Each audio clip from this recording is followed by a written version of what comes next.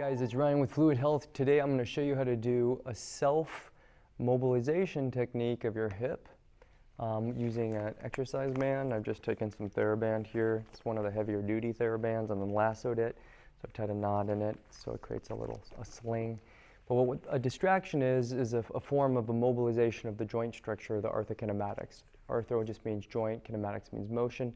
So sometimes the joints get stuck in a jammed position, so it's tracked too deep, which means we have to distract the head out so it mobilizes the joint structure. Sometimes if it's too pressed in there, the receptors in those tissues around there can get irritated, and then it can create some bracing or blocking of the nerve information around the muscles that support it as it tries to protect it. So the goal here is to free up the joint capsule by creating a traction, or rather a distraction of the femoral head, opens up the connective tissues at the capsule, allows the muscle tension to subside around it.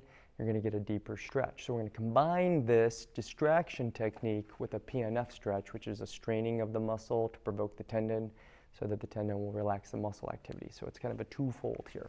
Kind of a cool drill. So you're going to take the band, you're going to anchor it to this wall in front of you. Now it could be, again, a post, it could be anything. I've just got a carabiner anchored to a bracket here. But what you're going to do is you're going to lasso your foot. I'm going to demonstrate this on the left side. So this band is going to go under this sit bone or the gluteal fold, and I'm going to step back, and now it's got a gentle pressure pulling forward close to the attachment point of the femoral head at that socket. So it's helping to pull it anteriorly.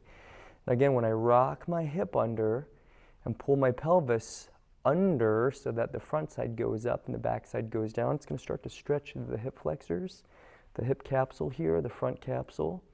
The ligaments here, the pubofemoral, iliofemoral ligament, some of the TFL, some of the groin muscles, rectus femoris, all these muscles are getting stretched, and the abdominals are pulling under to support it.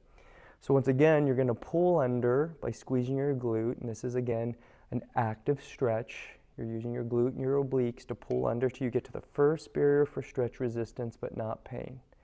And once again, that horizontal pressure from the band is helping to pull that femur head forward. So as it rolls and glides, right, it's going to be rolling back, gliding forward. It's going to help with the forward glide to stretch those flexors. So if it's jammed back in there and the flexors are tight, we're going to see more of a forward roll, backward glide. Now we're going to try to get this to be more of a rolled back, forward glided hip. And again, you're just going to hold it under pressure statically without pain. It's the first resistance barrier, so pressure, no pain. Hold it there for about 30 seconds. Now when you're done with that static, what you're going to do is flex the muscle. So I'm going to pull my right heel back into flexion and push my left knee forward into flexion. So I'm flexing the hamstring, flexing the hip flexor, and I'm provoking the tendon of the muscles we're trying to stretch by putting pressure on them for about 5 seconds, about 30% of what you could do, and then you're going to relax it, let the tension subside, and then you're going to actively stretch under again and pull forward with the knee flexion and see if you can get a deeper stretch. So now you've got, again, a hip distraction with this band pulling forward to help to glide that femur away from the socket. And again, you would go through iterations of flexion, straining the muscle, relaxing, and then straining the opposite muscles, the oblique and the glute, that are actually going to help to aid in the stretch. So it's stretching the muscle after it's been flexed on for 3 to 5 seconds, and then holding the position for about 30, and then repeating that 2 to 3 times. If you do that, you're going to see a natural increase in the proximal hip flexors, namely the psoas, iliacus, and TFL, some of the rectus femoris as well, some of the groin. Again, all those things are going to be included in that, but ultimately it's going to free up hip extension and again give you more access to your abdominal tension as your hips aren't going to be dragged down by the distal segment. Questions on it, admin at fluidhealthandfitness.com, but get after it, enjoy the stretch.